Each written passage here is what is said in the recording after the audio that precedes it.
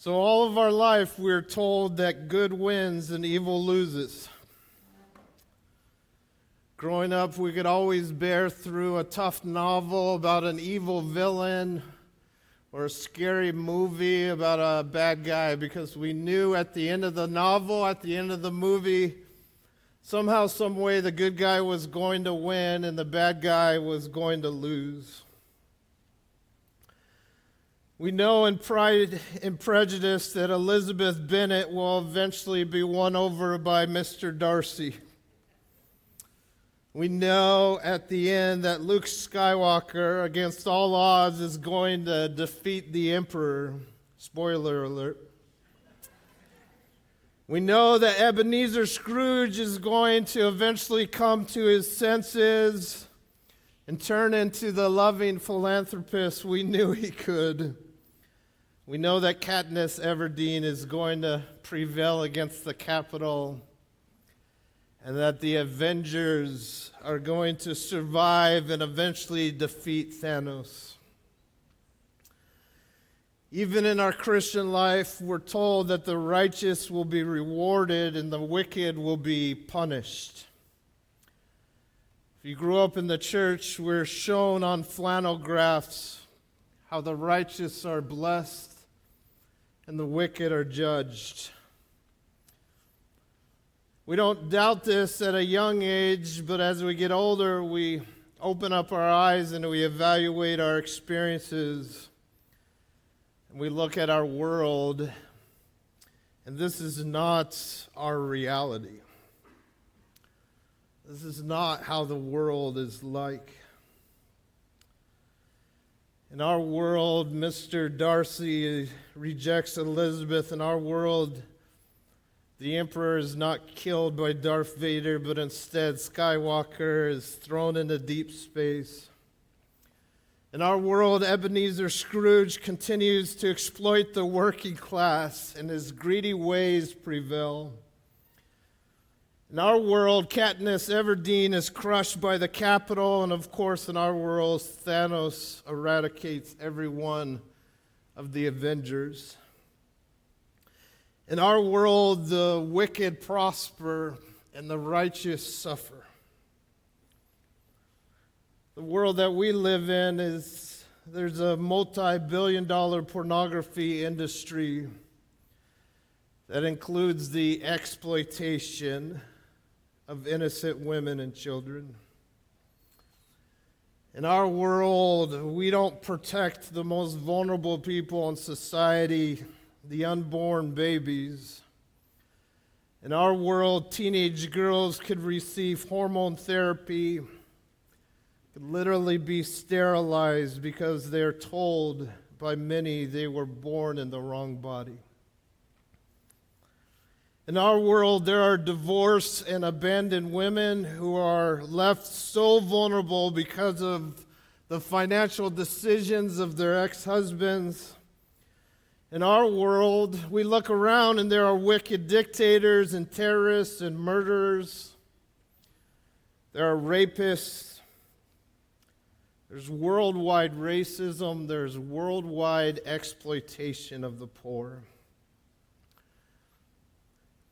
In our world, each of us can name very specific examples in our life where it feels like the wicked are winning and the righteous are losing. This was David's experience as well.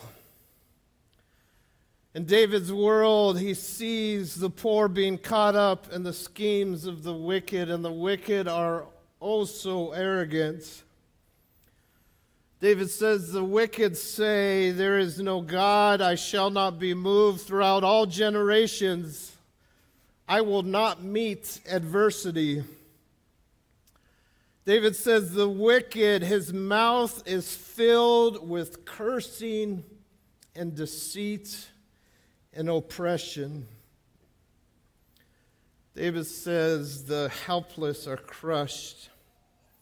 They sink down, and they fall by the might of the wicked. David says, in the hearts of the wicked, they say, God has forgotten. He has hidden his face.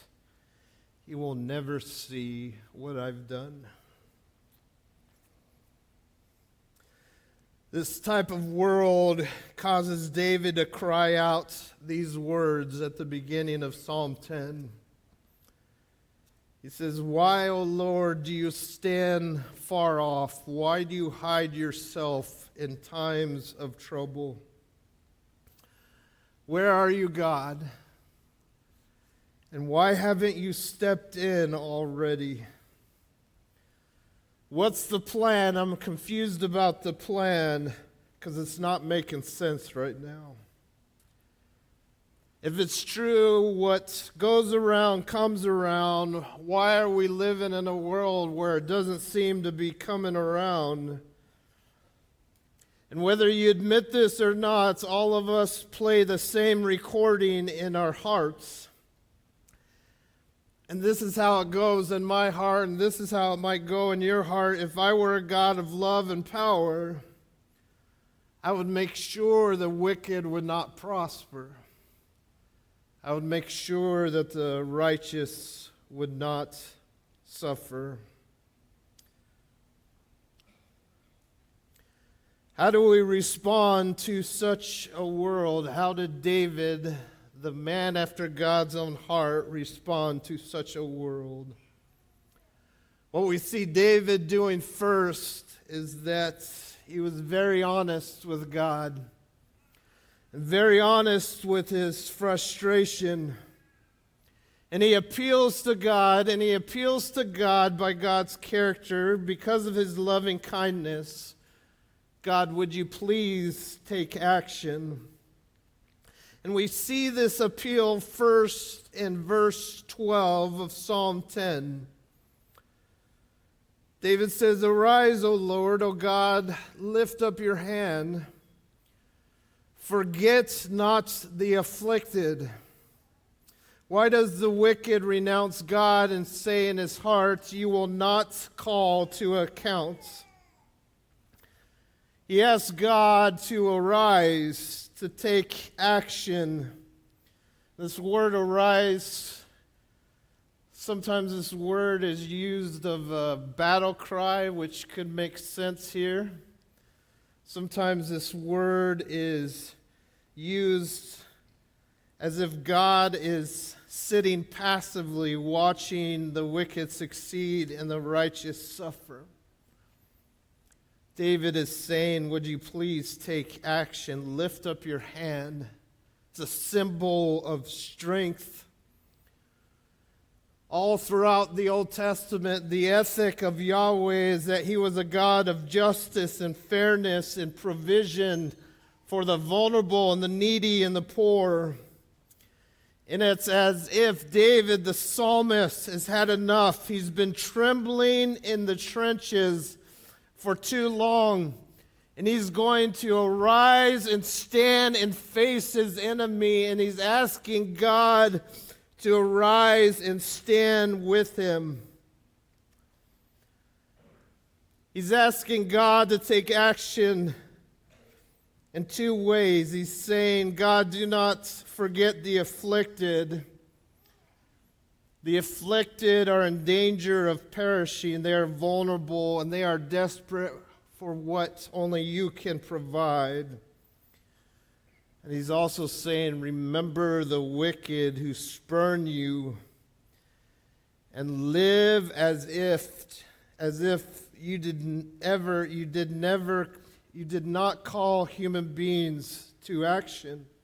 You did not call human beings to account for their evil actions. The wicked say in their heart, God has forgotten. He hides his face, he will never see. David is saying, God, consider what is going on here. He goes on in verse 14 and he says, but you do see, for you note mischief and vexation, that you may take it into your hands. To you the helpless commit himself. You have been the helper of the fatherless. Break the arm of the wicked and the evildoer. Call his wickedness to account till you find none. As the psalm continues, David's confidence increases as he ponders the character of God and the truths of God's word. In fact, whatever might seem to be the case, God actually sees what is happening, and he's paying very close attention to it. He's watching it. And in reality, God is not distant. He's not concealed, but merely choosing his time. And eventually God will act, and his hand will exact judgments and retribution. The psalmist pleads with God, break the arm of the wicked and the evil man. Break the power of evil and protect the most vulnerable and your righteous. In seminary, I took a class for a whole semester entitled Free Will and Prayer. And it was the classic study of free will and the sovereignty of God, specifically how it all works out in prayer. I worked really hard in that class, and I got to be really honest, I'm still confused. Some of you might have it figured out how free will and the sovereignty and control of God works itself out. I don't. I think it's a mystery. And the Bible clearly teaches the free will of humans and the responsibility of humans. And at the very same time, it very clearly teaches the sovereignty and control of God. And I don't know how it all works out, and I don't think we'll be able to figure it out on this side of heaven. But there's many people who try to figure it out, and they make some glorious theological errors. When I was taking that class, there was a book that had come out during that time, and it was entitled A God Who Risks. And the premise behind the book is that God is out there and he has a plan and he's risking and hoping for a plan, but he's just like crossing his fingers hoping that humanity can cooperate with his plan. He's just hoping that we're going to make the right decisions, that we're going to take the right steps and hit the right path, and then he could just yes, my plan could be fulfilled. I knew another dear Christian lady who was absolutely convinced that God was all-loving, but he was not all-powerful. And that God was kind of like Superman. I guess it was in Superman 2. Remember that scene? He's just racing around the world, catching the bus, grabbing the girl that's falling off the Grand Canyon. He's going as fast as he possibly can, but he's limited. There's lots of different ways we could go with this, especially when we're confronted with the evil and sin of this world on a daily basis. But you and I, we need to understand that we don't worship a God that is crossing his fingers, hoping that you and I make the right decisions so that he could fulfill his plan. We worship a God who is going to fulfill his plan, and his plan is going to be carried out despite what you and I do. His plan will not be thwarted by the fickleness and the finitude of human will. There's a sad painting out there, and it's of this house that had burnt down to the ground, and the only thing that was left as is the case often, is this chimney that wasn't burnt down. Everything's in rubble. Everything that this family owned was in rubble. And there's two characters kind of sorting through the debris of this house. And it's like a grandfatherly character and his grandson. The grandfather is like in his PJs, like there was a fire in the house in the middle of the night, he needed to get out. And then there's the grandson who's also in his PJs, and he's grasping these overalls. And he's grasping and he's crying. This grandson is crying because this is the only thing he owns. And this family's in despair, but there's this caption, and many believe this caption on the bottom of this painting is the words of the grandpa to his grandson in the midst of this tragedy. And the caption goes like this: "Hush, child, God ain't dead.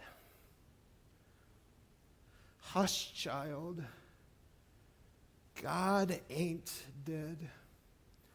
We look at the evil, we look at the sin, we look at the suffering of this world, and you need to hear from the Spirit of God: hush, child, God ain't dead.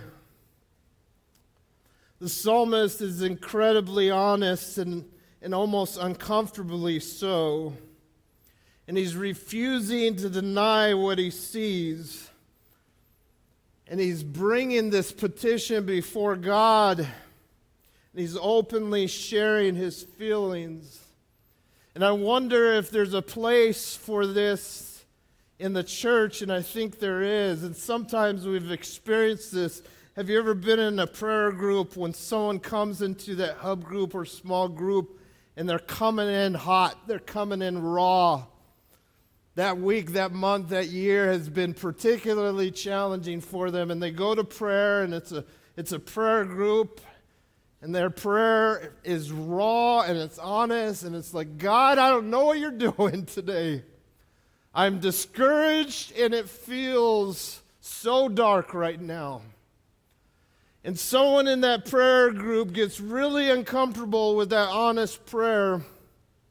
And it's almost like they want to theologically correct that prayer, and it almost becomes a dual praying time.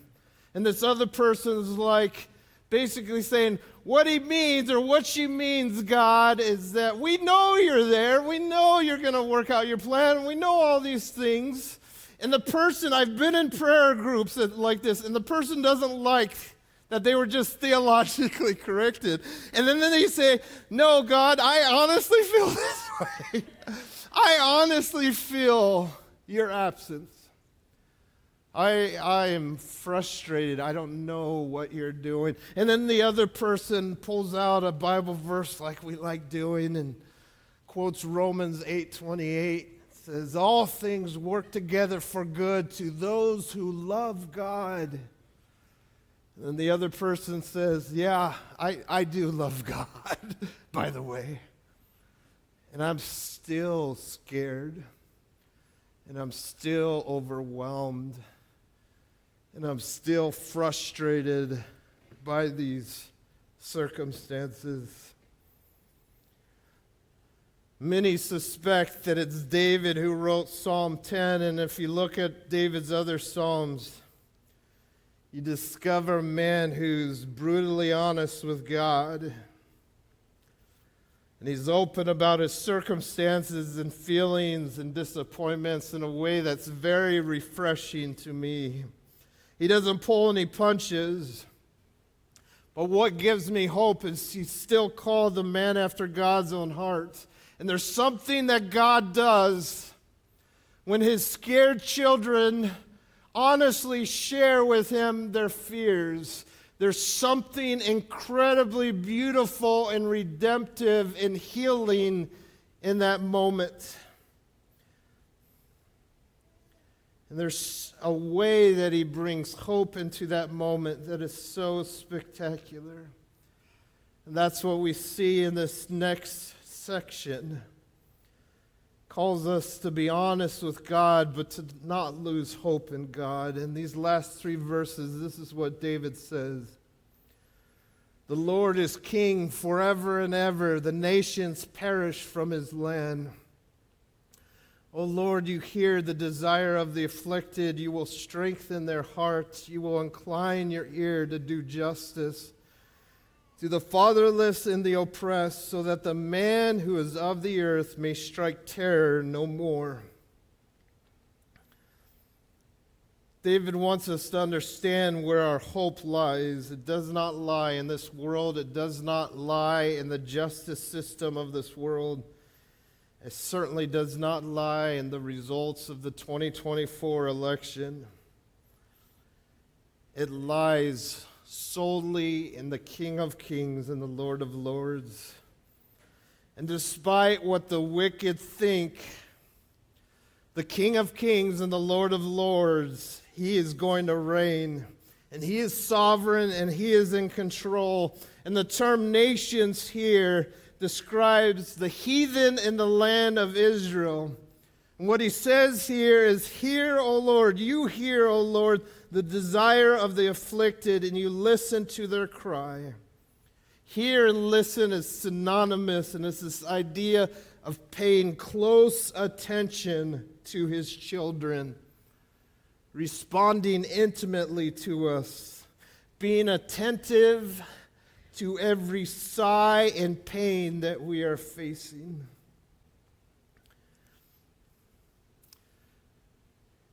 Years ago in seminary, I realized that I struggled with anxiety, panic attacks. Some of you struggle with anxiety and panic attacks, and I don't wish that on my worst enemy. They're pretty overwhelming. And in seminary, I was in Dallas, Texas. All of my family was here, and I would often call my brother Dan, who's with Jesus right now. And he was able to walk me through those very difficult moments. And he was able to walk me through them because he too had experienced those in life. He too had faced that vicious pain. And there was one moment that was particularly bad, and I was on the phone with him, and he said something I would always remember. He said with such empathy, he's like, I almost know when you're going to experience it.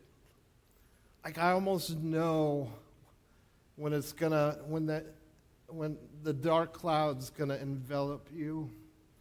I'm able to pray for you in that very moment. And you think of Jesus, our high priest, and the way that the writer of Hebrews describes it. He's the high priest who could sympathize with all of our struggles, with all the unjust circumstances of life, yet without sin. But he is paying attention to every pain and sigh and challenge. He too lived in a world, a very unjust world. He knows what it's like to walk that same road. He knows what it's like to experience that. And in between those two phrases is sandwiched another phrase, you encourage them. Or as this translation says, you strengthen their heart. The idea is that God is going to give you a dose of faithfulness exactly when you need it. He's going to direct you to his hope in the exact moment you need to be directed. It's an incredible gift. And doing all of this, God is defending the fatherless and the oppressed in order that man who is of the earth may terrify no more. When David says man who is of the earth, it's a derogatory term. And he's putting the oppressor, he's putting the villain, he's putting the evil men and women in their place. And he's saying man who is a mere earthling, a mere mortal who has no eternal power or significance. Their time is coming to an end. The bully on the playground will eventually face the consequences of his decisions. Philip Yancey says, with great restraint, God watches this rebellious planet live on, and in mercy, allowing the human project to continue in its self-guided way. He allies himself with the poor and suffering, founding a kingdom in their favor. He stoops to conquer. He promises supernatural help to nourish the spirit. One of the most significant books on prayer, and we love to take our leaders through it. It's called A Praying Life by Paul Miller. I don't know if it's a guy thing, but I love his charts. Is that a guy thing? Do guys like charts? I love charts. Maybe you females love charts just as much. But he has several charts, and it's on this continuum of hope versus time, and then hope versus reality. And he says there's some Christians that don't want to acknowledge reality. They don't want to acknowledge the sin and depravity and suffering and evil in this world. So they kind of align their hope and reality closely together, and he calls this denial. One thing the Psalms don't do is deny. David is not denying what he sees, what the people saw all around him. Another angle we could take is despair, where we have this treacherous reality, but we have no hope. This is what Bertrand Russell was describing when we're talking about Psalm 8, this world of unyielding despair, where this is our reality and there's no future beyond this. David doesn't take this course either. David's world, Psalm 10, in our world looks more like this. We have our hope, and then we have our reality. And we're living in between these two worlds. We're not denying the reality of what we see all around us. And we're not denying the absolute hope that Scripture declares. And as sons and daughters of God, we believe that there is going to come a day where hope and reality will intersect. And it's going to look like this. Right now, there's a distance between hope and reality, and we know this, and we don't deny it. But there's going to come a day when hope and reality will intersect. And King Jesus is going to make this world whole. And he's going to make it beautiful.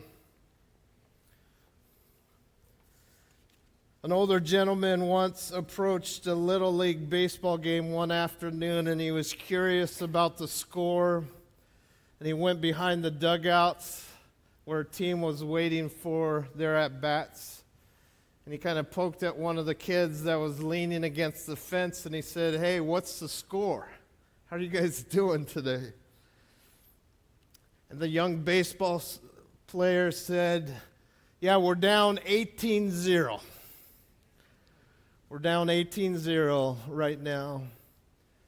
And the old man noticed that the young boy wasn't discouraged. And he brought it up. He says, "Why aren't you frustrated? Why aren't you discouraged?" And the young baseball player said, "Why should I be discouraged? We haven't even gotten up to bat yet."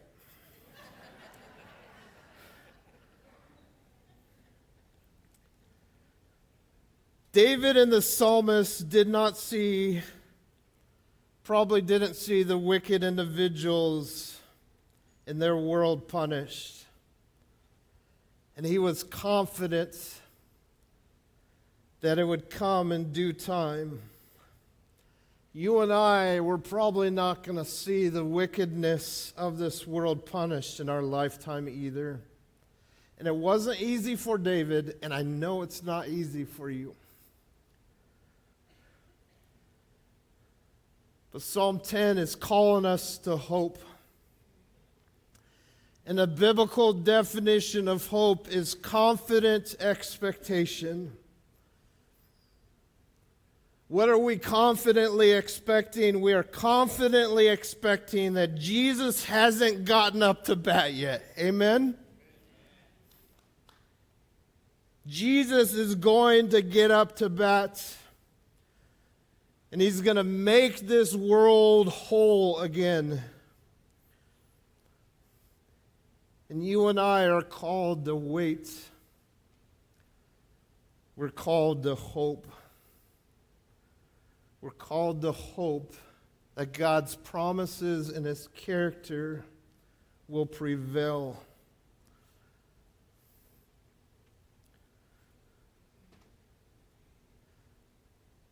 Two of the three triplets got their license on Friday. We're down 4. We got one left. She's going to get it in a month, and she's doing awesome. We started driving around last night, and I'm like, hey, just drive to Grandma's house. We get to Grandma's house. That's kind of a moment, a glorious moment that she's driven to Grandma's house and did super well. And one day a year when I get into my mom's house, I didn't smell it last night. She didn't know I was coming. But one day a year, I smell my birthday dinner. Do you want to know what my birthday dinner is? It's Swiss steak. Swiss steak with all of the gravy and carrots, red potatoes. It's absolutely amazing. You don't even need a knife. You just put your fork through it, and it is heavenly. And right around my birthday, I could walk into my mom's house, and I could smell that Swiss steak. And I know in a few minutes, no longer than an hour, that I'm going to be able to partake of that wonderful meal. David says God is going to make this world whole. He is going to vindicate the righteous, and he's going to judge the wicked. And I know you don't see it yet, but as the days and years and decades tick off, you're going to be able to smell that aroma more and more. And you're going to know that day is coming. That scent is going to get stronger and stronger and stronger. And the King of Kings and the Lord of Lords is going to make this world whole again.